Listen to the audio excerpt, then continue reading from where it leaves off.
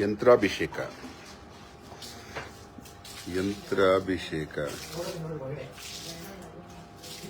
ಯಂತ್ರಾಭಿಷೇಕ ಯಂತ್ರಕ್ಕೆ ಜಲಾಭಿಷೇಕ.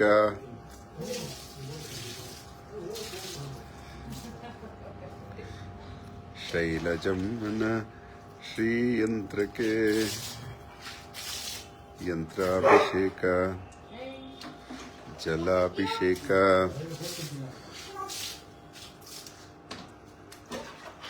ಪ್ರಕೃತಿಯೊಳಗಿನ ಯಂತ್ರಗಳು ಶೈಲಜ ಯಂತ್ರಗಳು. ಶೈಲಜ ಯಂತ್ರಗಳು ಅಂದ್ರೆ ಶಿಲ್ಪದಿಂದ ಹುಟ್ಟಿದ ಯಂತ್ರಗಳು ಅಂತ. ಈ ಯಂತ್ರಗಳಿಗೆ ಆಕಾಶ ತೆರವಾಗಿರಬೇಕು, ಸೀಲಿಂಗ್ ಇರಬಾರದು, ಮಳೆ ಬೀಳಬೇಕು, ಚಳಿ ಆಗಬೇಕು, ಮತ್ತೆ ಬೇಸಿಗೆ ಇರಬೇಕು. ಅಂದ್ರೆ ಶೀತೋಷ್ಣ ಸುಖ ದುಃಖೇಶು ಇವು ಎಲ್ಲ ಇರಬೇಕು. ಅವಾಗ ಈ ಯಂತ್ರಗಳಿಗೆ ಸುಖ. ನಮ್ಮ ತರ ಮನೆ AC ಇದಿಷ್ಟ ಆಗಲ್ಲ. ಸೀದಾ ಆಕಾಶದ ಕೆಳಗಡೆ ಇರಬೇಕು. ನೋಡಿ, ಕರ್ನಾಟಕದ ಅನೇಕ ಬೆಟ್ಟ ಗುಡ್ಡಗಳಿದೆ. ಪ್ರತಿ ಬೆಟ್ಟದ ಮೇಲೆ ದೇವರಿದ್ದಾರೆ. ಆ ದೇವರಿಗೆ ನೋಡಿ ಇಲ್ಲೆಲ್ಲ ಯಂತ್ರಗಳಿದೆ. ಪ್ರತಿ ವಿಗ್ರಹದ ಕೆಳಗಡೆ ಶ್ರೀಯಂತ್ರ ಇದೆ. ತಿರುಪತಿಯಿಂದ ಹಿಡಿದು ಎಲ್ಲ ಮುಖ್ಯ ದೇವಸ್ಥಾನಗಳಲ್ಲಿ ಶ್ರೀಯಂತ್ರದ ಮೇಲೆ ದೇವರ ಪ್ರತಿಷ್ಠಾಪನೆ ಆಗತ್ತೆ. ಅಂತಹ ದೇವ ಕಾರ್ಯಗಳಿಗಾಗಿ ನಾವು ಕರ್ನಾಟಕದ ಕಲ್ಲು, ಯಾವ ಕಲ್ಲಿನಿಂದ ರಾಮದೇವರಾದರೂ ಅಂತಹ ಕಲ್ಲು, ಆ ಕಲ್ಲಿನಲ್ಲಿ ಈ ಯಂತ್ರಗಳನ್ನು ಮಾಡಿದ್ದೇವೆ. ಬೆಟ್ಟ ಗುಡ್ಡಗಳಿಗೆಲ್ಲ ನಿಧಾನಕ್ಕೆ ಹೋಗ್ಲಿ ಅನ್ನೋ ಉದ್ದೇಶದಿಂದ ನೋಡಿ ಯಂತ್ರಾಭಿಷೇಕ. ಹನುಮ ಯಂತ್ರ, ನರಸಿಂಹ ಯಂತ್ರ ನೋಡಿ ನೋಡಿ ಯಂತ್ರಾಭಿಷೇಕ.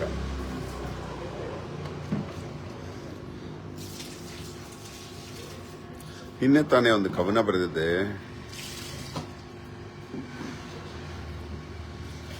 ಸ್ಥಾವರ ಲಿಂಗ ಜಂಗಮ ಲಿಂಗ ಅಂದ್ರೆ ಏನರ್ಥ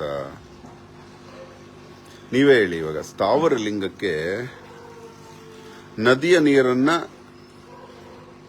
ಎತ್ತಿಕೊಂಡು ಹೋಗಿ ಲಿಂಗದ ಮೇಲೆ ಸುರಿಬೇಕು.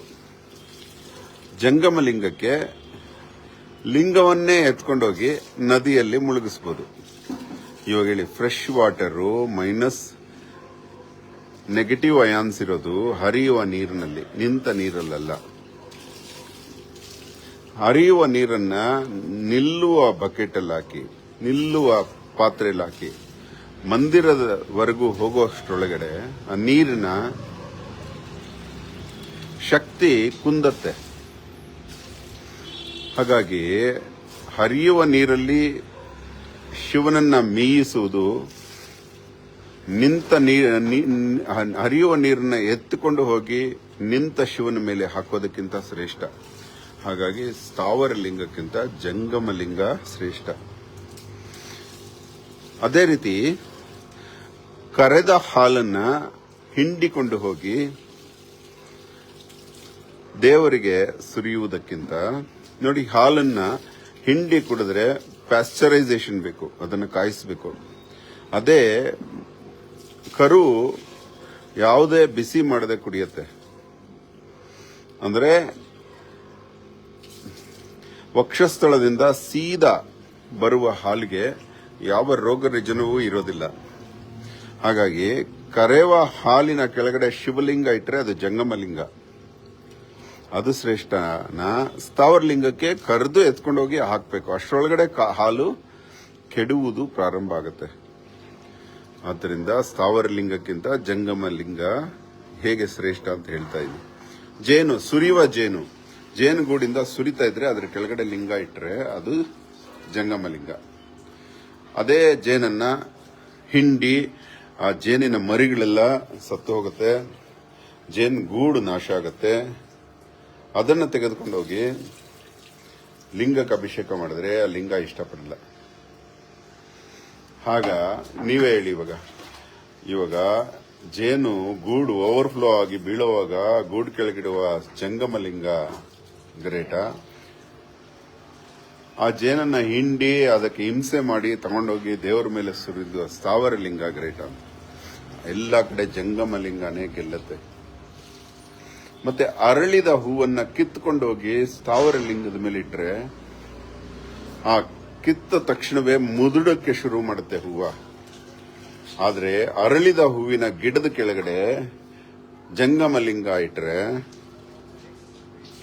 ಆ ಹೂವ ಮುದುಡೋದು ಇಲ್ಲ, ಆ ಸುಗಂಧ ಹೋಗೋದು ಇಲ್ಲ, ಗಿಡಕ್ಕೆ ಹಿಂಸೆನೂ ಆಗಲ್ಲ.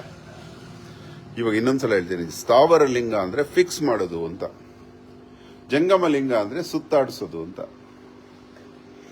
ನೋಡಿ ಇಲ್ಲಿ ಈ ಟ್ಯಾಂಕ್ ಒಳಗಡೆ ಜೀವಿಗಳ ನಡುವೆ ಶಿವಲಿಂಗ. ಹೀಗೆ ಪ್ರಕೃತಿಯ ಪ್ರತಿಯೊಂದು ವಿಚಾರವನ್ನ ಸವಿಯೋದು ಹೆಂಗಿರುತ್ತೆ, ಲಿಂಗ ಅದನ್ನು ಬಯಸುತ್ತೆ. ನೋಡಿ ಮೀನುಗಳು ಚೆನ್ನಾಗಿ ಆಡ್ತಾ ಇದೆ, ಶಂಖ ಹುಳ ಇದೆ ನೋಡಿ,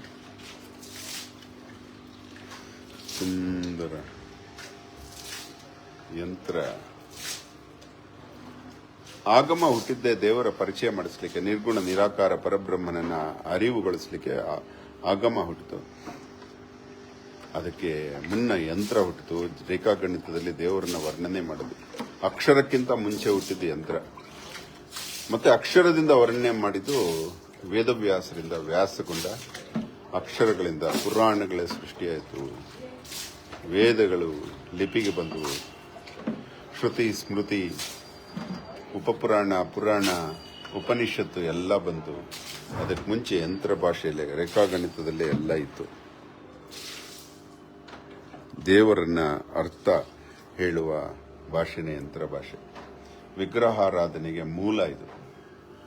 ಅದಕ್ಕೆ ಪ್ರತಿ ವಿಗ್ರಹದ ಕೆಳಗೆ ಯಂತ್ರ ಇಡ್ತಾರೆ.